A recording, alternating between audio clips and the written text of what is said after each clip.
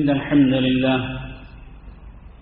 نحمده ونستعينه ونستغفره ونعوذ بالله من شرور أنفسنا ومن سيئات أعمالنا من يهده الله فلا مضل له ومن يضلل فلا هادي له وأشهد أن لا إله إلا الله وحده لا شريك له وأشهد أن محمدا عبده ورسوله اللهم صل على محمد وعلى آل محمد كما صليت على إبراهيم وعلى آل إبراهيم إنك حميد مجيد اللهم بارك على محمد وعلى آل محمد كما باركت على إبراهيم وعلى آل إبراهيم إنك حميد مجيد أما بعد فإن خير الحديث كتاب الله وخير الهدي هدي محمد صلى الله عليه وسلم وشر الأمور محدثاتها وكل محدثة بدعة وكل بدعة ضلالة وكل ضلالة في النار أعوذ بالله من الشيطان الرجيم يا أيها الذين آمنوا اتقوا الله حق تقاته ولا تموتن إلا وأنتم مسلمون يا أيها الناس اتقوا ربكم الذي خلقكم من نفس واحدة وخلق منها زوجها وبث منهما رجالا كثيرا ونساء واتقوا الله الذي تساءلون به والأرحام إن الله كان عليكم رقيبا يا أيها الذين آمنوا اتقوا الله وقولوا قولا سديدا يصلح لكم أعمالكم ويغفر لكم ذنوبكم ومن يطع الله ورسوله فقد فاز فوزا عظيما لائق صد احترام بزرگوں دوستوں اور بھائیوں اور معززات و محترمات ماؤں بہنوں بیٹیوں اور خواتین اسلام،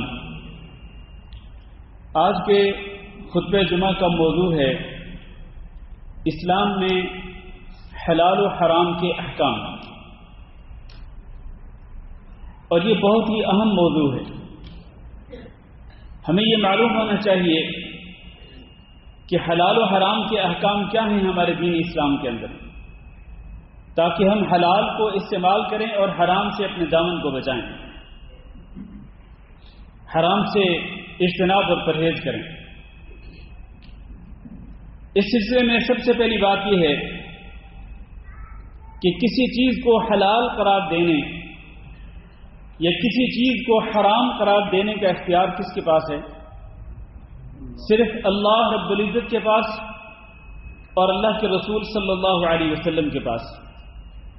اللہ اور اللہ کے رسول صلی اللہ علیہ وسلم کے علاوہ کسی کے پاس بھی یہ اختیار نہیں، چاہے کوئی صحابی کیوں نہ ہو، چاہے کوئی تابعی کیوں نہ ہو، چاہے کوئی امام اور بزرگ کیوں نہ ہو، چاہے کوئی ولی کیوں نہ ہو، چاہے کوئی بہت بڑا عالم دین کیوں نہ ہو، بہت بڑا اسکالر کیوں نہ ہو، کسی کے پاس کوئی اختیار نہیں اللہ اور اللہ کے رسول کے سوا کہ وہ کسی چیز کو اپنی طرف سے حلال قرار دے دے یا کسی چیز کو اپنی طرف سے وہ حرام قرار دے دے۔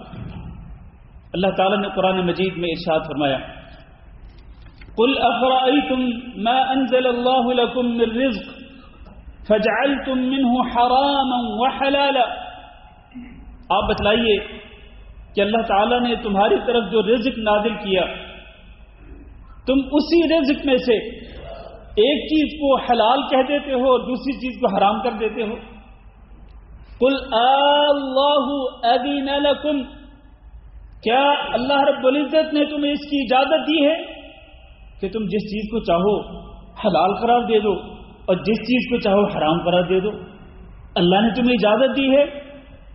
اللہ اذن لکم ام علی اللہ تفترون، یا پھر تم اللہ رب العزت پر افتراء کرتے ہو، اللہ پہ جھوٹ گھڑتے ہو؟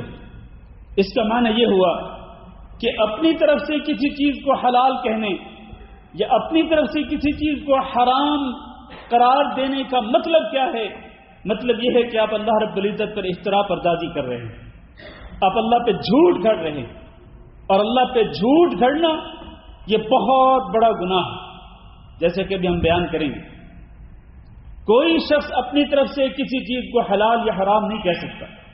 حلال وہ ہے جس کو اللہ نے حلال قرار دیا یا اللہ کے رسول صلی اللہ علیہ وسلم نے حلال قرار دیا, اور حرام وہ ہے جس کو اللہ نے حرام قرار دیا یا اللہ کے رسول صلی اللہ علیہ وسلم نے حرام قرار دیا. ایک اور جگہ پہ اللہ رب العزت نے فرمایا وَلَا تَقُولُوا لِمَا تَصِفُ أَلْسِنَتُكُمُ الْكَذِبَ هَذَا حَلَالٌ وَهَذَا حَرَامٌ لِتَفْتَرُوا عَلَى اللَّهِ الْكَذِبَ, کہ تم اپنی زبانوں سے یہ جو جھوٹ موٹ کی باتیں بنا لیتے ہو اور کہتے ہو هَذَا حلال وَهَذَا حرام, یہ حلال اور یہ حرام اپنی مرضی سے ہی, جس کو چاہو تم حلال قرار دے لو اور جس کو چاہو تم حرام قرار دے لو.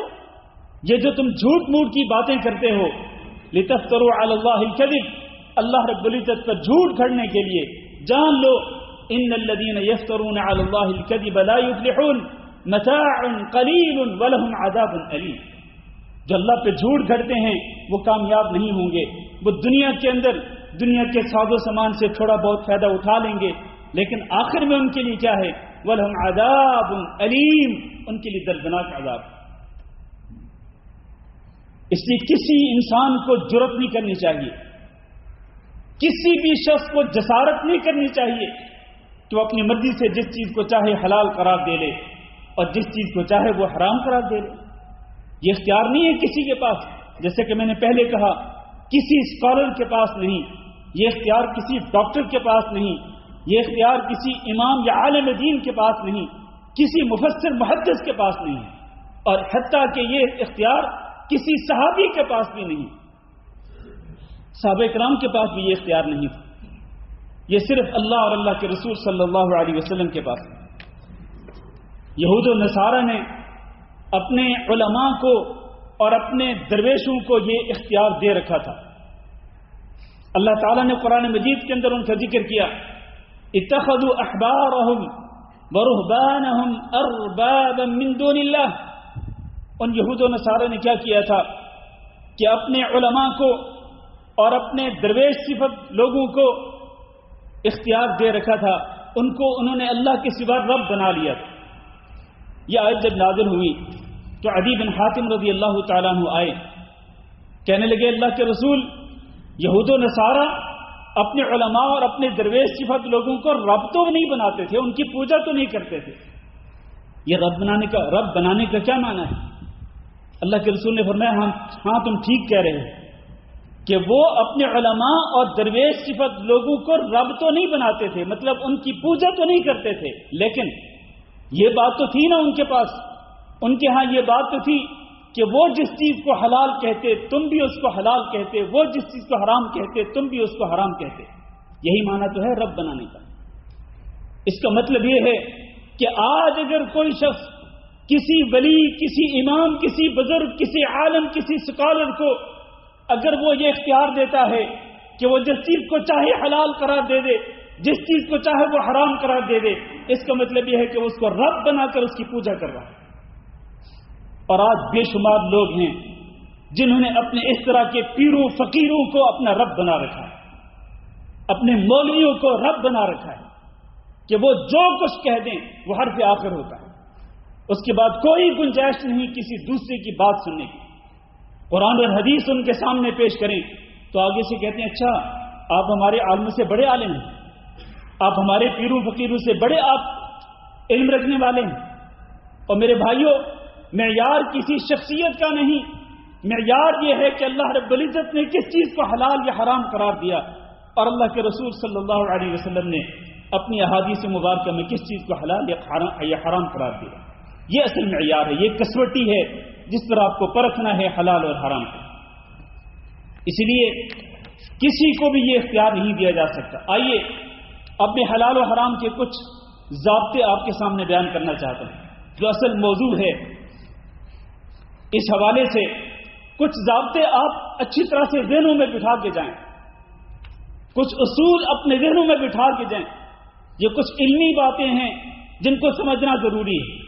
سب سے پہلی بات یہ ہے میرے بھائیوں حلال و حرام کے حوالے سے کہ الاصل فی الاشیاء الحل فلا يحرم شیء الا بالدلیل.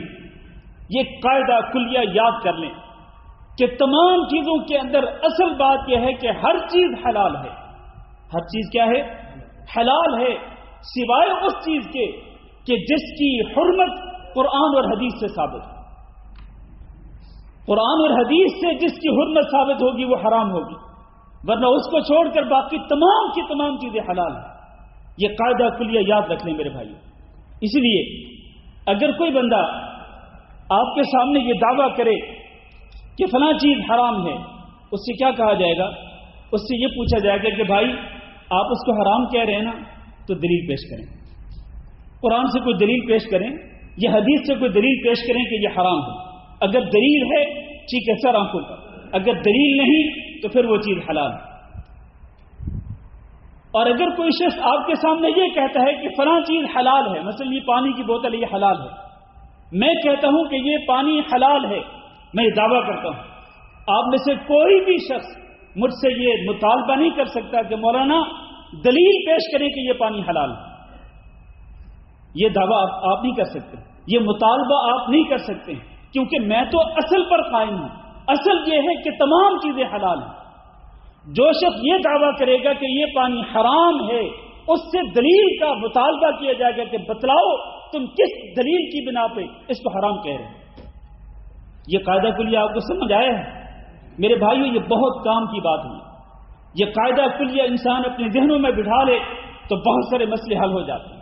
کوئی بھی شخص اگر کسی چیز کی حرمت کا دعویٰ کرتا ہے، آپ اس سے دلیل کا مطالبہ کریں.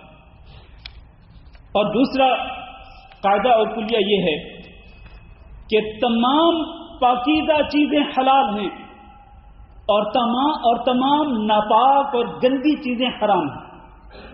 تمام پاکیزہ چیزیں کیا ہیں؟ حلال ہیں، اور تمام گندی اور ناپاک چیزیں کیا ہیں؟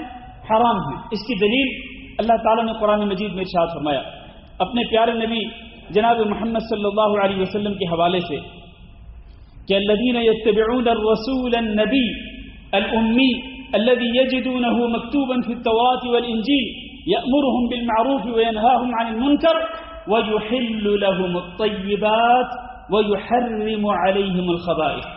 حضرت محمد صلی اللہ علیہ وسلم کی ایک صفت یہ ہے کہ وہ پاکیزہ چیزوں کو حلال قرار دیتے ہیں اور گندی اور ناپاک چیزوں کو حرام قرار دیتے ہیں. یہ قرآن سے ثابت ہو گیا کہ جو بھی چیز پاکیزہ ہے وہ حلال ہے، چاہے وہ کھانے کی چیز ہو چاہے وہ پینے کی چیز ہو. پاکیزہ چیز حلال ہے، لیکن جو بھی ناپاک چیز ہے، جو بھی گندی چیز ہے وہ حرام ہے. اور اسی قاعدے کلیے کے تحت آپ آ جائیں. ایک چھوٹی سی مثال، یہ سگریٹ نوشی کیا ہے؟ سگریٹ نوشی کے بارے میں سگریٹ نوشی کرنے والے بھی یہ مانتے ہیں کہ یہ پاکیزہ چیزوں میں سے نہیں، یہ گندی اور ناپاک چیزوں میں سے ہے. اس لیے یہ سگریٹ واش روم کے اندر حمام میں جا کر کے لوگ سگریٹ نوشی کرتے ہیں، اسموکنگ کرتے ہیں. اگر یہ پاکیزہ چیز ہوتی تو کیا اس کو واش روم میں جا کے استعمال کرتے؟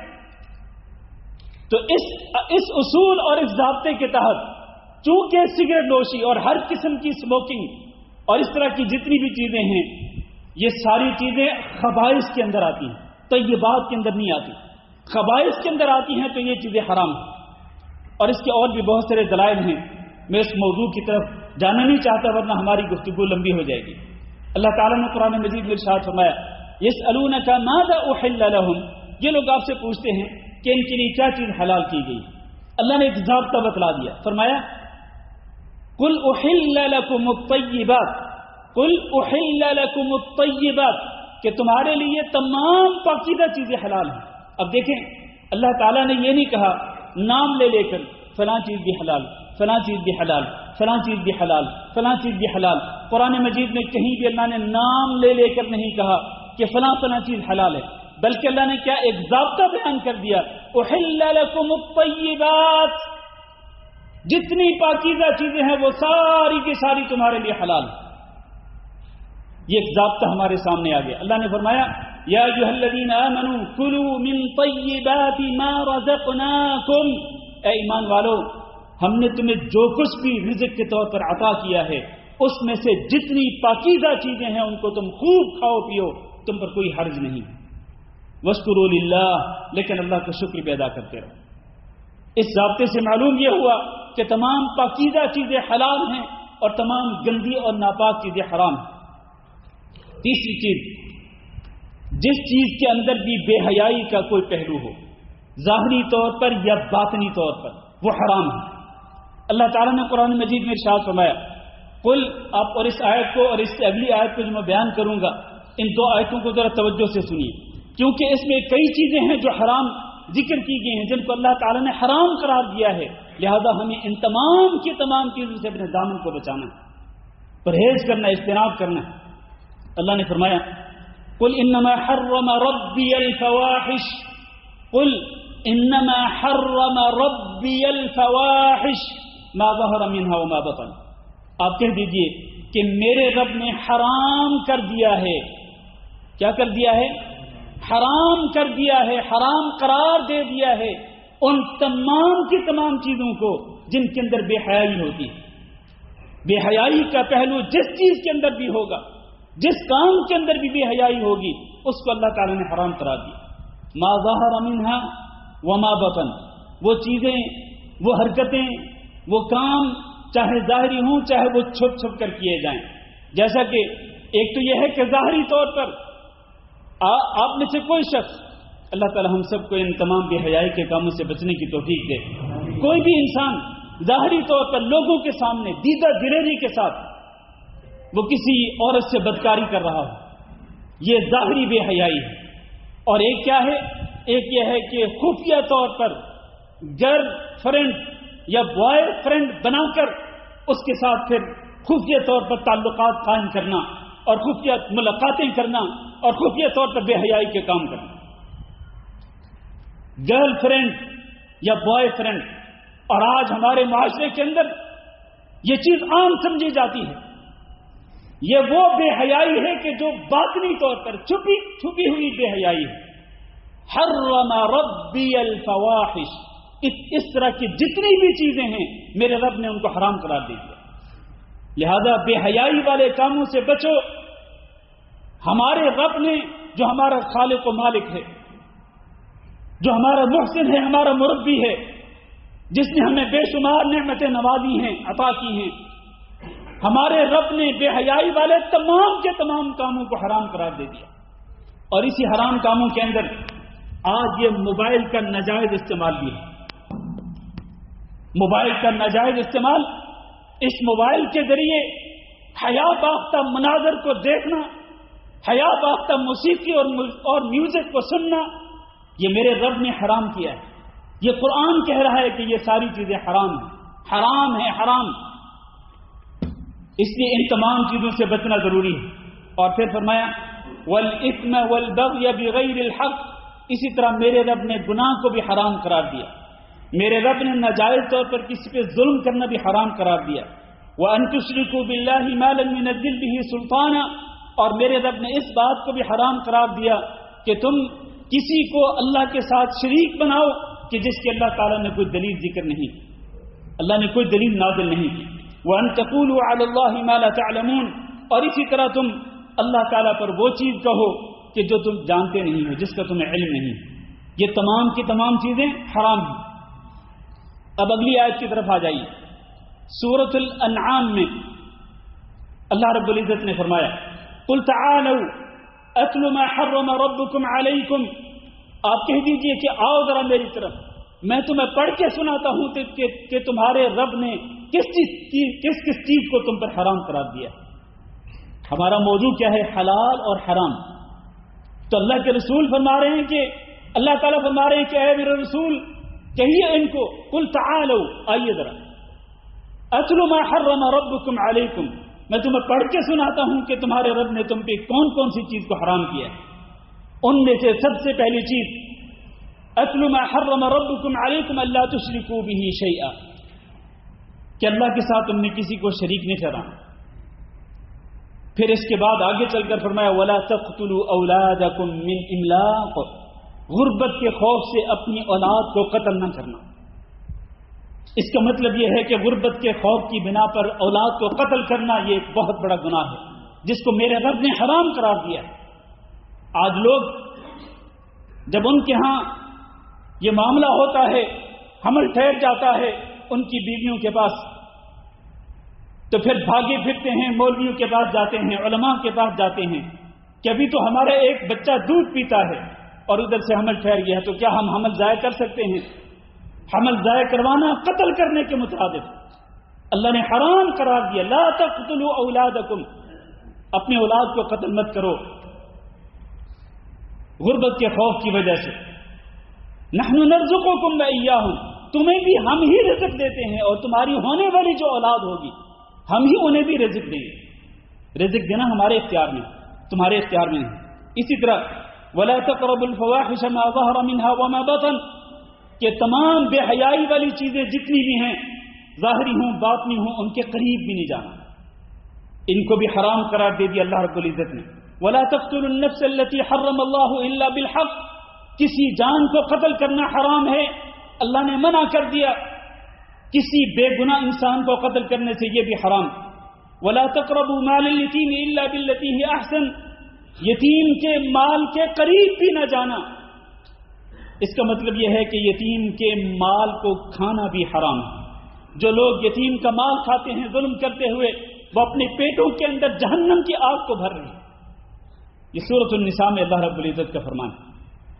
تو یہ اور اس طرح کی باقی چیزیں جن کو اللہ تعالی نے حرام قرار دیا ہے ان سے بچنا ضروری ہے۔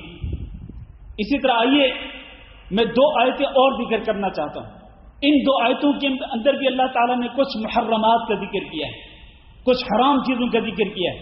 جیسے کہ میں نے پہلے کہا، قرآن مجید میں اللہ رب العزت نے حلال چیزوں کا نام لے لے کے ذکر نہیں کیا کہ فلاں فلاں چیز حلال ہے، نہیں، لیکن اللہ تعالیٰ نے حرام چیزوں کا ذکر کیا، فلاں فلاں چیز حرام ہے، لہذا ان تمام حرام چیزوں کو چھوڑ کر باقی تمام چیزیں جو ہیں وہ پاک ہیں اور وہ حلال ہیں۔ تو حرام چیزوں میں سے اللہ تعالیٰ نے قرآن مجید کے اندر 4 مقامات پر ارشاد فرمایا، انما حرم علیکم المیتۃ والدم ولحم الخنزیر وما اہل لغیر اللہ بہ، کہ اللہ تعالیٰ نے تم پہ 4 چیزیں حرام کر دی ہیں۔ ایک مردار، یعنی وہ حلال جانور کہ جس کو تم اپنے ہاتھوں شرعی طریقے سے ذبح نہیں کرتے بلکہ وہ خود بخود مر جاتا ہے، یا جس کو غیر شرعی طریقے سے ذبح کیا جاتا ہے، جیسے کہ کئی ملکوں کے اندر کئی جانوروں کو کرنٹ لگا کر کے مارا جاتا ہے۔ کرنٹ لگا کر مارے جانے والے جانور حلال نہیں، وہ حرام ہیں۔ شرعی طریقے سے جن جانوروں کو بسم اللہ پڑھ کر حلال کیا جائے، ذبح کیا جائے، وہ حلال ہیں، لیکن غیر شرعی طریقے سے مارے جانے والے جانور یا جو خود بخود مر جاتے ہیں وہ حرام ہے۔ وہ دم، اور اسی طرح خون بھی حرام ہے۔ اس خون سے مراد دم مسفوح ہے، ذبح کرتے وقت جانور کی گردن سے جو خون نکلتا ہے وہ حرام ہے۔ اور ولحم الخنزیر، خنزیر کا گوشت بھی حرام، اور وما اہل لغیر اللہ بہ، اور جس پر بھی اللہ کے سوا کسی اور کا نام پکارا جائے وہ حرام ہے۔ لہذا جس جانور پر یا کسی بھی کھانے پینے کی چیز پر اللہ کے علاوہ کسی اور کا نام پکارا جاتا ہے، کسی اور کا تقرب حاصل کرنے کے لیے، اور کسی اور کے نام پر وہ کھانے پینے کے لیے چیز جو ہے وہ دی جاتی ہے، تیار کی جاتی ہے، وہ چیز حرام ہے۔ یہ قرآن کہہ رہا ہے۔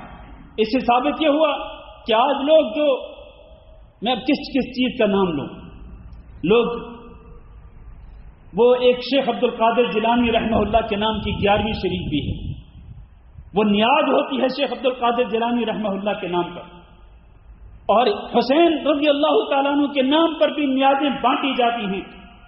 جو چیز بھی اللہ کے سوا، جس پر اللہ کے سوا کسی اور کا نام پکارا گیا وہ حرام ہے۔ یہ میں نہیں کہہ رہا، یہ قرآن کہہ رہا ہے۔ لہذا اس قسم کی تمام چیزوں سے بچنا چاہیے۔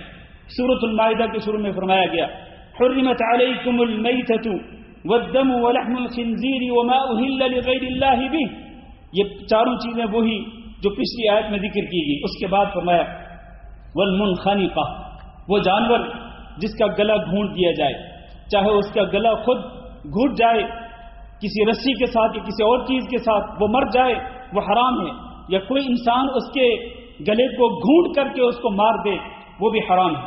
والموقوذہ، جس کو پتھر مار کے اس کو ختم کر دیا جائے، مار دیا جائے، یعنی اس کو شرعی طریقے سے ذبح نہیں کیا گیا بلکہ پتھر مار کر اس کو ختم کر دیا گیا، وہ حرام۔ والمتردیہ، اور جو جانور بلندی سے نیچے گرتا ہے مر جاتا ہے، وہ بھی حرام۔ والنطیحہ، اور جانور اگر آپس میں لڑ پڑیں، ایک جانور سینگ والا کسی دوسرے جانور کو مارے اپنے سینگ کے ساتھ وہ مر جائے، وہ بھی حرام۔ وما اکل السبع، جس کو درندے کھاتے ہیں وہ بھی حرام۔ الا ما ذکیتم، ہاں ان جانوروں میں سے جو جانور زندہ رہ گیا، چاہے وہ اونچائی سے نیچے گرا یا پتھر کے ساتھ آپ نے اس کو مارا، یا جس کو درندے نے شکار کیا، یا جس کو ایک جانور نے اپنے سینگ کے ساتھ مارا، اگر یہ زندہ مل جائیں اور آپ شرعی طریقے سے ذبح کر لیں تو پھر یہ حلال ہیں، آپ ان کو کھا سکتے ہو۔ وما ذبح علی النصب، یہ کیا چیز ہے جو نصب پر ذبح کی جائے؟ نصب کے اوپر ذبح کی جانے والی چیزیں کیا ہیں میرے بھائیوں؟ نصب سے مراد وہ تمام کی تمام چیزیں ہیں، وہ تمام کے تمام مقامات ہیں کہ جہاں پر اللہ کے سوا کسی اور کے ساتھ شرک کیا جاتا ہے، یعنی اللہ کے ساتھ کسی اور کو شریک بنایا جاتا ہے۔ جس جگہ پہ بھی شرک ہوتا ہے اس جگہ پہ ذبح کیے جانے والے جانور جو ہیں وہ حرام ہیں۔ اور یاد رکھیں، ان تمام مقامات پہ ذبح کیے جانے والے جانور اگر ان کو بسم اللہ اللہ اکبر پڑھ کر بھی ذبح کیا جائے گا تب بھی وہ حرام ہے، تب بھی وہ حرام ہے۔ وما ذبح علی النصب، آستانوں پر، درباروں، مزاروں پر ذبح کیے جانے والے جانور، کیونکہ وہ کس لیے ہوتے ہیں؟ وہ غیر اللہ کا تقرب حاصل کرنے کے لیے، وہاں کسی پیر مرید کو خوش کرنے کے لیے۔ اس قسم کے جتنے بھی جانور ہیں وہ سارے کے سارے حرام ہیں۔ اب آگے بڑھتے ہیں میرے بھائیوں، سمندر کا جو شکار ہے اللہ تعالیٰ نے اس کو حلال قرار دیا ہے، یعنی پانی کے اندر رہنے والے جانور جو پانی کے بغیر زندہ نہیں رہ سکتے، وہ چاہے مچھلی ہو یا کوئی اور جانور ہو، اور مچھلی جتنی بھی اقسام کی مچھلی ہے، جتنی انواع و اقسام ہیں مچھلیوں کی، جو مچھلیاں بغیر پانی کے زندہ نہیں رہ سکتی، اللہ نے فرمایا احل لکم صید البحر، سمندر کا جو شکار ہے وہ تمہارے لیے حلال ہے۔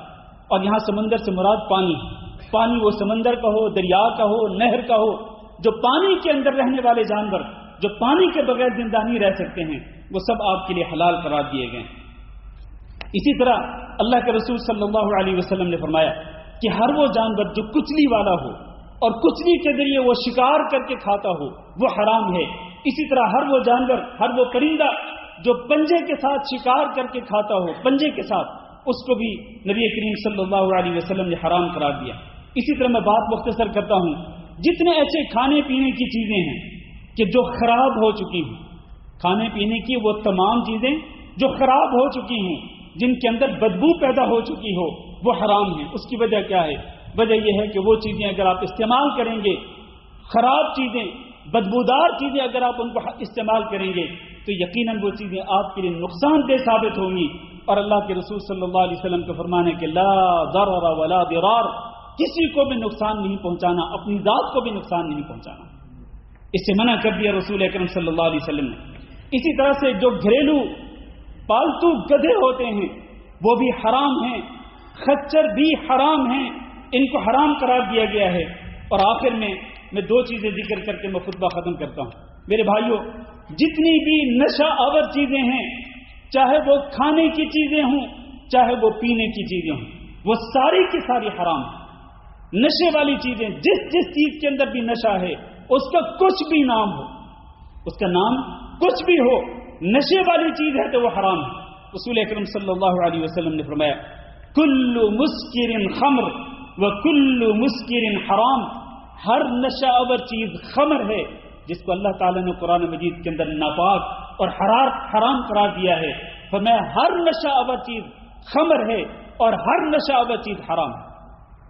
یہ ایک ضابطہ اور کلیہ یاد رکھ لیں، جس چیز کے اندر بھی نشہ ہوگا وہ حرام ہے، چاہے وہ کھانے کی چیز ہو چاہے وہ پینے کی چیز ہو۔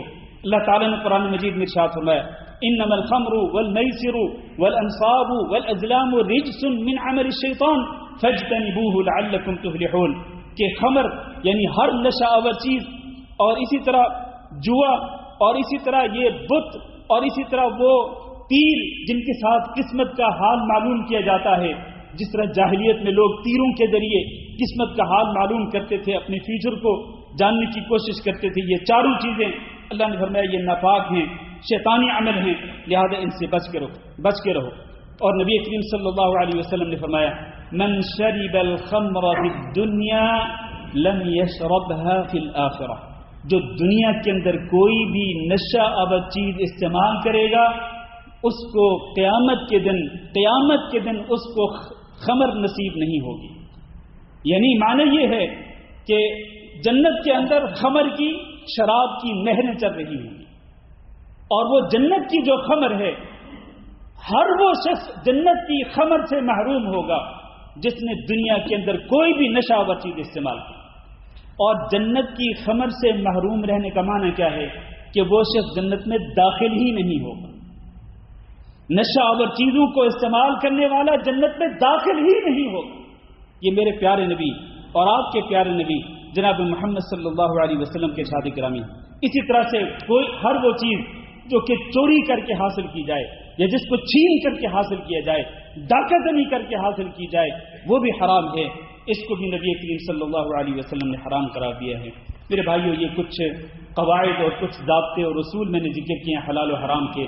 مجھے امید ہے کہ یہ موضوع جو ہے یہ کافی حد تک واضح ہو گیا ہوگا، ورنہ ہمارے پاس وقت اتنا نہیں ہوتا کہ ہم ہر چیز کو تفصیل کے ساتھ بیان کریں. جو کچھ بیان کیا ہے اللہ تعالیٰ سے دعا ہے کہ اللہ ہم سب کو سمجھنے کی اور عمل کرنے کی توفیق دے. استغفر اللہ لی ولکم ولسائر المسلمین فاستغفروہ انہ هو الغفور الرحیم.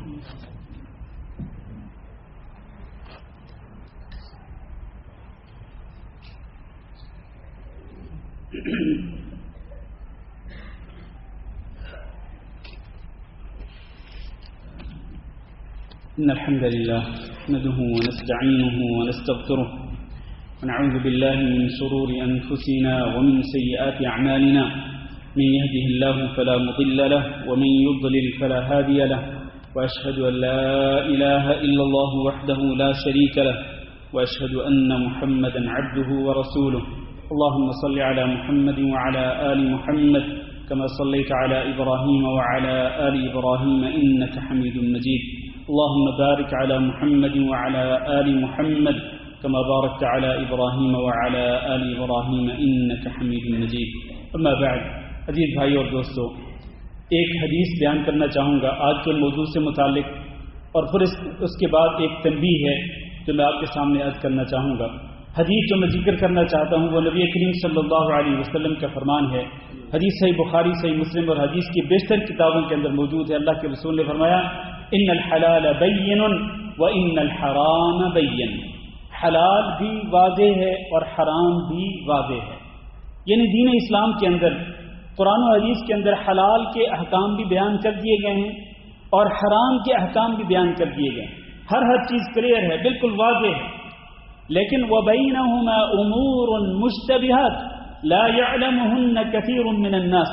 لیکن حلال اور حرام کے درمیان کئی ایسے امور بھی ہیں، کئی ایسے کام بھی ہیں جن کے اندر اشتباہ پایا جاتا ہے کہ کیا یہ حلال ہیں یا حرام ہیں. لا يعلمہن کثیر من الناس. زیادہ تر لوگ اس قسم کے امور سے ناواقف ہوتے ہیں. معنی یہ ہے کہ حلال واضح ہے، حرام بھی واضح ہے. حلال جب واضح ہے تو آپ اس کو استعمال کر سکتے ہیں، چاہے وہ کھانے پینے کی چیز ہو، چاہے وہ پہننے کی چیز ہو، چاہے وہ کوئی بھی چیز ہو، وہ واضح ہے، آپ اس کو استعمال کر سکتے ہیں. اور حرام بھی واضح ہے. وہ جو واضح حرام ہے وہ میں نے ابھی تھوڑی دیر پہلے خطبہ کے اندر میں نے کئی چیزیں نام لے کے ذکر کی ہیں کہ وہ کون سی چیزیں ہیں جن کو اللہ تعالیٰ نے حرام قرار دیا یا رسول اکرم صلی اللہ علیہ وسلم نے حرام قرار دیا. اس طرح کی جتنی بھی چیزیں ہیں جن کو میں بیان نہیں بھی کر سکا ہوں، ان تمام چیزوں سے بچنا اور ان سے اجتناب اور پرہیز کرنا ضروری. لیکن درمیان میں جو مشتبہ قسم کے امور ہیں جن کے اندر اشتباہ پایا جاتا ہے، ان کو بہت سارے لوگ نہیں جانتے، لیکن کم لوگ جانتے ہیں. جن کے پاس قرآن اور حدیث کا علم ہوتا ہے ان کو پتا ہوتا ہے کہ عام لوگوں کے ہاں اشتباہ پایا جاتا ہے، لیکن ان کو علم ہوتا ہے قرآن و حدیث کے دلائل کی روشنی میں کہ یہ چیزیں یا حلال ہیں یا حرام ہیں. قرآن اور حدیث کے دلائل کی روشنی میں وہ فیصلہ کر سکتے ہیں کہ یہ حلال ہے یا حرام ہے. لہذا اس سلسلے میں اگر کوئی بھی ایسا معاملہ آپ کے ذہن میں ہو یا کوئی بھی معاملہ آپ کے سامنے ہو اور آپ کو شبہ پایا جاتا ہو کہ پتہ نہیں یہ چیز حلال ہے یا حرام ہے، یہ معاملہ حلال ہے یا حرام ہے، خصوصاً آج کل لین دین کے بہت سارے معاملات ہیں، اگر آپ کو شبہ پایا جاتا ہو تو کیا کریں آپ؟ دع ما یریبک الی ما لا یریبک. اس چیز کو چھوڑ دیں جس کے اندر شک پایا جاتا ہو اور وہ چیز اختیار کریں جس کے اندر کوئی شک نہیں پایا جائے. شک والی چیزوں سے، شبہ والی چیزوں سے بچیں اور علماء کی طرف رجوع کریں. قرآن اور حدیث کا علم رکھنے والے ان سے پوچھیں کہ اس چیز کے اندر شبہ پایا جاتا ہے، آپ بتلائیں کہ یہ چیز حلال ہے یا حرام ہے. اللہ کے رسول نے فرمایا جو بندہ اشتباہ والے امور سے بچ جائے گا وہ اپنے دین کو بھی بچا لے گا، اپنی عزت کو بھی بچا لے گا.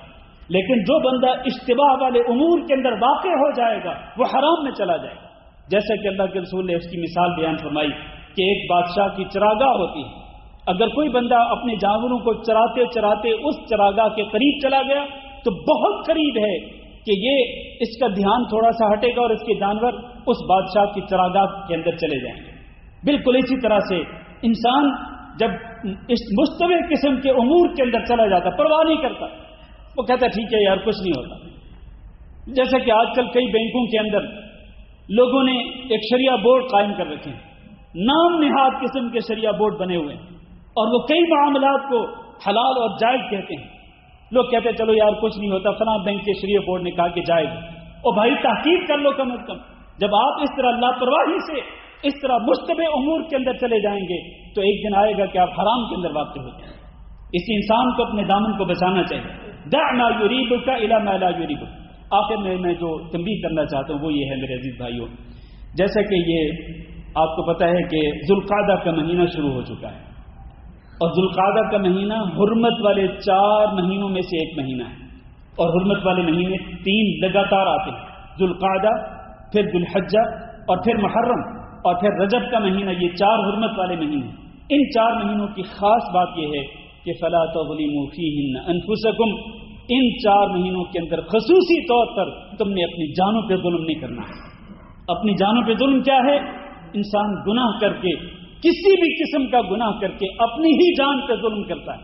اس لیے تمام کے تمام گناہوں سے اجتناب اور پرہیز کرنا لازم ہے، خصوصی طور پر ان 4 حرمت والے مہینوں کے اندر.